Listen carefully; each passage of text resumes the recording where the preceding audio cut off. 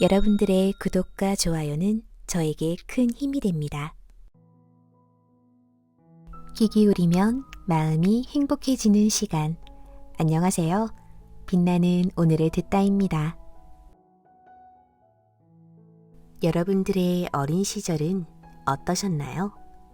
행복했던 시간도, 슬펐던 시간도, 또 혼란스럽고 아픈 시간도 있었을 것입니다. 그런 시간들이 쌓여 지금의 우리가 되었지만 상상하지 못했던 수많은 인생의 고난에 마음이 지치고 괴로울 때가 있을 것입니다. 지치고 힘든 마음을 어디서 위로받아야 할지 몰라 답답하기도 하겠죠. 어쩌면 우리에게 필요한 것은 대단한 성공이나 명예가 아닌 책 한 권이 주는 따뜻한 위로와 잠깐의 휴식일지도 모르겠습니다. 오늘은 한 여름밤의 꿈처럼 달콤하고 아이스크림처럼 마음을 시원하게 녹여줄 어른들을 위한 동화 속 이야기와 함께 할게요.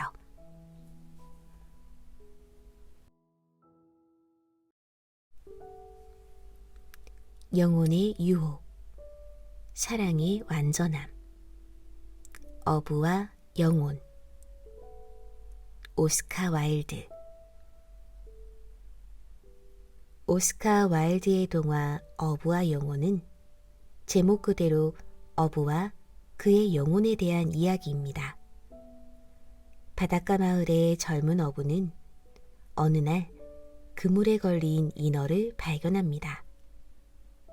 인어는 살려달라 애원하고 인어에게 반해버린 어부는 살려주는 대신 자신이 인어를 부를 때마다 찾아와 노래를 불러달라고 부탁합니다. 어부는 매일 인어를 불렀고 인어는 매일 어부에게 찾아와 노래를 불러주었습니다. 어부는 어느새 인어에게 완전히 빠져버렸고 인어에게 결혼해달라고 청혼합니다. 하지만 인어는 어부에게 영혼이 있어 결혼할 수 없다고 거절합니다. 어부는 영혼을 떠나보낼 방법을 찾기 시작합니다. 신부, 시장의 상인, 마녀를 차례로 만나며 그들에게 영혼을 버리는 방법을 알려달라고 합니다. 끝내 마녀는 어부에게 영혼을 떠나보내는 법을 알려주게 됩니다. 독사의 가죽으로 만든 칼로 달을 등지고 서서 발밑의 그림자를 잘라내면 영혼을 떠나보낼 수 있다는 것입니다. 어부는 마녀의 말대로 했습니다. 어부에게서 쫓겨난 영혼은 어부에게 마음과 심장을 달라고 요청합니다. 하지만 마음조차 영혼에게 내어주지 않고 어부는 인어를 따라 바닷속으로 뛰어버립니다. 영혼은 인간의 가장 고귀한 부분이며 신이 인간에게 그것을 소중히 사용하라고 내리신 거야. 인간의 영혼만큼 값진 것은 없어. 신부님, 어떻게 해야 제 영혼을 제게서 떠나보낼 수 있는지 가르쳐 주십시오. 정말이지 제겐 영혼이 필요 없으니까요. 제게 무슨 가치가 있단 말입니까? 볼 수도 만질 수도 알 수도 없는데요. 사람들이 그림자라고 부르는 것은 사실 몸의 그림자가 아니라 영혼의 몸이란다. 너에게 마음을 줘버리면 나는 어떻게 사랑을 할 수 있겠어? 1년이 지나고 또 1년이 지나며 지혜와 부자가 되는 반지를 줄 테니 돌아가게 해달라는 영혼의 부탁을 어부는 거절합니다. 하지만 또 1년이 지나고 찾아온 영혼이 맨발에 춤추는 소녀를 보러 가자고 제안하자 어부는 춤을 출 수 없는 인어 대신 소녀를 만나기 위해 영혼을 다시 받아들입니다. 하루 만에 돌아오면 된다고 생각하면서요. 하지만 영혼은 그를 소녀가 있는 곳으로 데려가지 않습니다. 어부에게 도둑질을 시키고 아이를 때리게 하며 살인을 저지르게 합니다. 마음을 갖지 못한 영혼은 어부를 떠나 있는 동안 나쁜 일들을 배웠기 때문이었습니다. 어부는 다시 영혼을 떼어내려 했지만 영혼은 단 한 번만 잘라낼 수 있었습니다. 이는 영혼을 버린 사람에게 주어지는 상이자 벌이었습니다. 그 뒤로 어부는 영혼의 온갖 유혹을 사랑의 힘으로 이겨내며 인어를 찾으러 돌아다닙니다.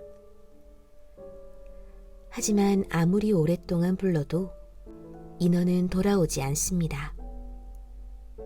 영혼은 다시금 어부에게 마음에 들어가기를 바랬고 이를 허락하자 바다에는 인어의 시체가 떠오릅니다. 어부는 무엇도 사랑을 이길 수는 없다며 인어를 따라 죽으려고 했고 그의 사랑이 어부의 마음을 찢어버리자 영혼은 어부의 마음으로 돌아갈 수 있게 됩니다. 다시 영혼과 하나가 된 어부는 곧 바닷속으로 사라지며 동화는 끝이 납니다. 이 거울은 지혜의 거울입니다. 이것은 하늘과 땅의 모든 것을 비춥니다. 이 거울을 들여다보는 사람의 얼굴만 제외하고 말입니다. 자신의 얼굴을 보지 못하도록 하여 그 사람을 현명해지게 합니다. 영혼이 달콤한 말로 세상의 기쁨으로 유혹해도 세상의 슬픔에 대해 속삭여도 어부는 흔들리지 않았다. 사랑의 힘은 그만큼 단단했다. 매일 아침이면 어부는 인어를 불렀고 매일 정오가 되면 다시 그녀를 불렀으며 밤이 오면 또다시 그녀의 이름을 불렀다. 사랑은 지혜보다 낫고 부귀영화보다 소중하고 인간이 낳은 딸들의 발보다도 아름답다. 불로도 사랑을 불태울 수 없고 물로도 사랑을 꺼버릴 수 없다. 새벽마다 그대를 불렀건만 그대는 아무런 대답이 없었네. 아무리 약하고 아무리 선한 것을 보아도 사랑보다 더 강하지는 않았으니 오스카 와일드는 이 이야기에서 여러 가지 가치를 보여줍니다. 영혼으로 대표되는 인간의 본질, 지혜, 재물, 의지, 마음, 그리고 사랑을 이야기합니다.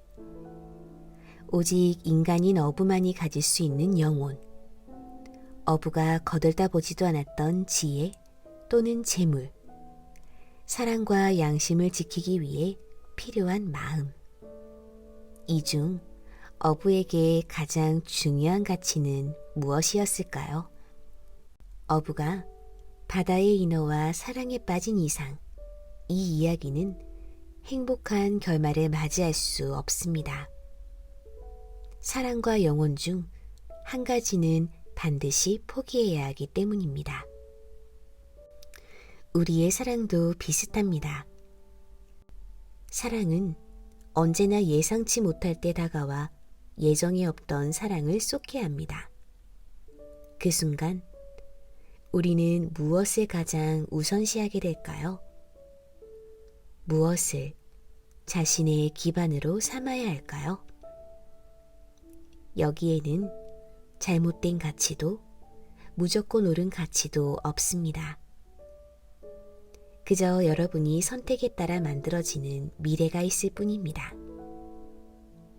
그러니 자신이 무엇을 선택하고 무엇을 가장 소중히 여기는지에 대해 온전히 스스로 판단할 수 있기를 바랍니다. 후회하고 무너지고 또 잃어버리며 사랑하는 것이 인간의 마음이니까요. 내가 너의 바다를 찾아줄게. 긴긴 밤, 루리. 긴긴 밤은 세상의 마지막 하나 남은 흰바위 코뿔소의 이야기에서 시작됩니다.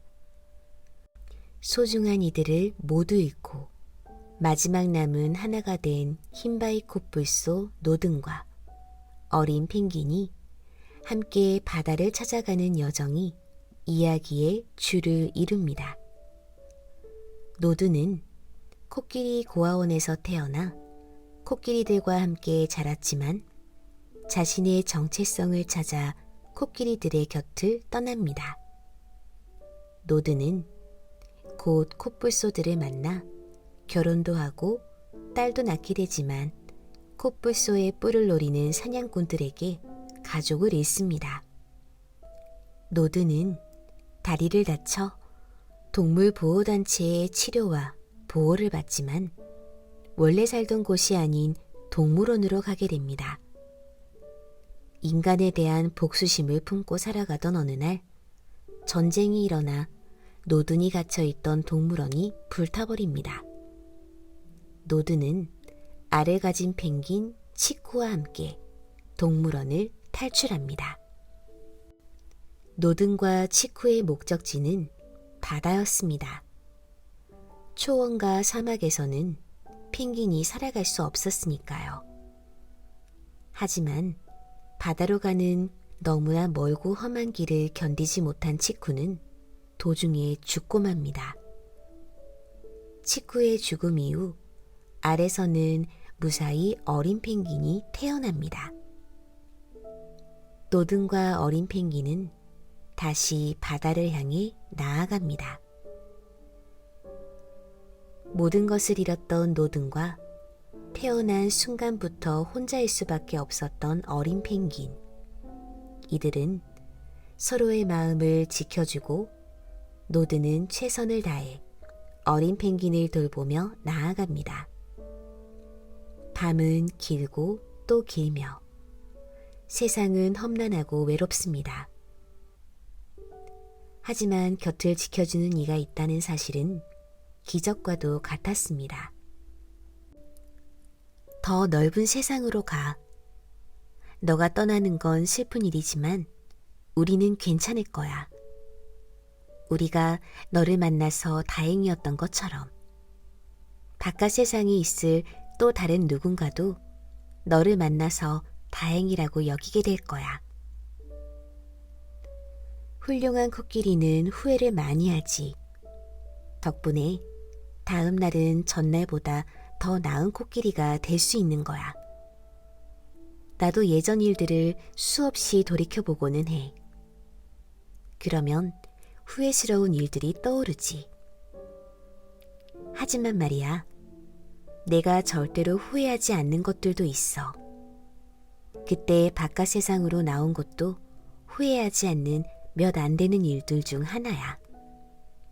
치쿠가 걱정을 시작하면 윈보가 희망적인 얘기를 해주고, 윈보가 걱정을 시작하면 치쿠가 희망적인 얘기를 해주었기 때문에 둘은 괜찮을 수 있었다. 노드는 악몽을 꿀까봐 무서워서 잠들지 못하는 날은 밤이 더 길어진다고 말하곤 했다. 그 이후로도 그들에겐 긴긴 밤이 계속되었다. 누구든 너를 좋아하게 되면 너가 누구인지 알아볼 수 있어.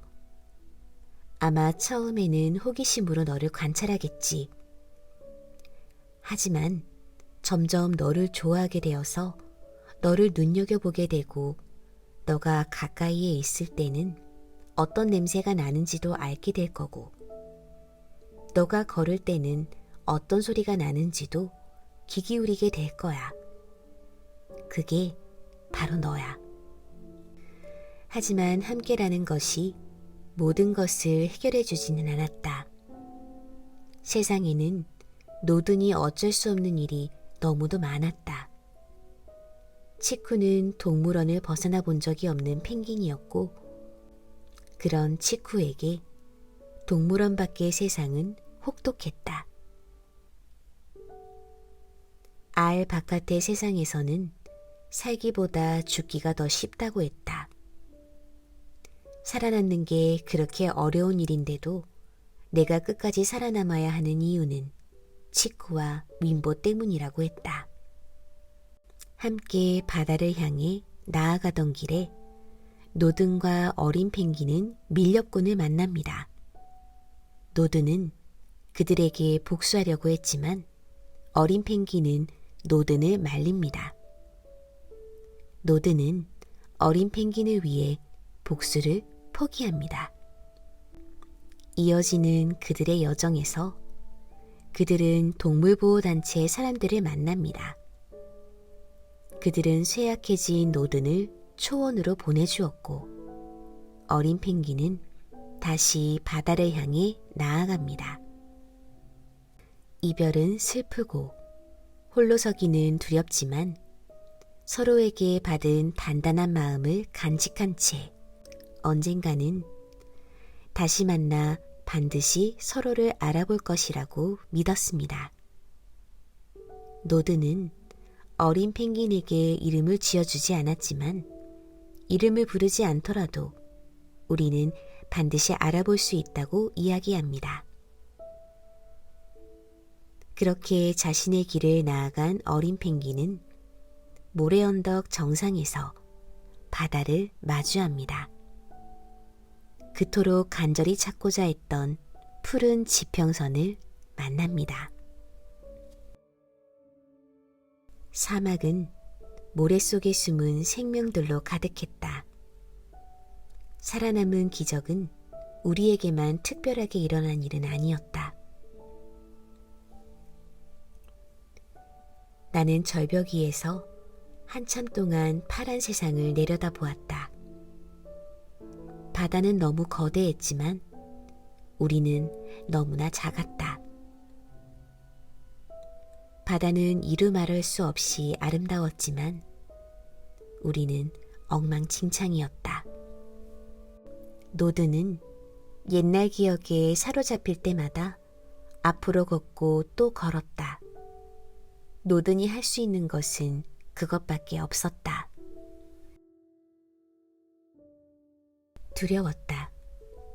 하지만 나는 내가 저 바닷물 속으로 곧 들어갈 것을, 모험을 떠나게 될 것을, 홀로 수많은 긴긴 밤을 견뎌내리라는 것을 잘 알고 있다. 그리고 긴긴 밤 하늘에 반짝이는 별처럼 빛나는 무언가를 찾을 것이다. 이 작품은 우리가 사랑했던 이들을, 우리가 받아온 사랑을 떠올리게 합니다. 온 마음을 다해 모든 것을 내어줬던 사랑, 온 정성을 쏟으며 함께하고자 했던 온기, 그리고 그들 곁에 의지하며 자신의 단단함과 상처를 모두 마주해야 했던 시간들을요. 그리고 우리가 포기하지 않고 용감히 선택하여 사랑했던 것들과 잃어버린 것들에 대한 마음과 책임을 다할 것을 당부합니다. 우리는 혼자 힘으로는 결코 도착하지 못했을 시간을 살아가고 있습니다. 우리의 마음은 바다를 찾아주고자 했던 노든과 곁에서 위안이 되었던 어린 펭귄에 의해 성장하였으니까요. 받은 온기를 잃지 말고 여러분의 바다를 향해 나아가기로 해요. 우리는 지금 여기에 살아남은 생명이니까요. 긴긴 밤을 이겨내는 누군가의 사랑이 되어주기도 하면서 긴긴 밤에 홀로 놓였을 때 누군가의 연대를 건네받기도 하면서 그곳은 틀림없이 멋진 곳일 거야. 꽃들에게 희망을, 트리나 플러스. 꽃들에게 희망을은 삶의 희망을 위해 쓰인 동화입니다. 작가의 말처럼 온갖 어려움을 겪으면서 진정한 자아를 찾아 나선 한 애벌레의 이야기입니다. 처음 알에서 깨어나 알껍질과 나뭇잎을 먹으며 살아가던 한 마리 애벌레. 호랑무늬를 가진 그 애벌레는 문득 삶의 의미를 찾고 싶어 나무에서 내려옵니다. 세상의 온갖 매력적인 것들을 만나지만 만족하지 못했던 호랑애벌레 앞에 애벌레로 만들어진 거대한 기둥이 나타납니다. 수백, 수천, 어쩌면 그 이상의 애벌레들이 잔뜩 모여 구름에 가려진 꼭대기로 올라가기 위해 발버둥을 치고 있었습니다. 호랑애벌레는 모두가 바라는 그곳에 자신이 바라는 것도 있을 것이라고 생각하고 그들 사이에 참여하게 됩니다. 애벌레들 틈에서 밟히고 치이고 또 밟고 올라가야만 하는 생활이 시작됩니다. 높이 올라왔다는 자부심, 그리고 이 끝에 무엇이 있을지 모른다는 두려움. 그 속에서 호랑애벌레는 노란애벌레를 만납니다. 둘은 함께 대화를 나누며 이것이 우리의 진정한 소망이 아니라는 사실을 깨닫습니다. 두 애벌레는 그동안의 노력을 뒤로 한 채 함께 기둥 아래로 내려옵니다. 애벌레들은 서로를 사랑하며 행복한 시간을 보냅니다.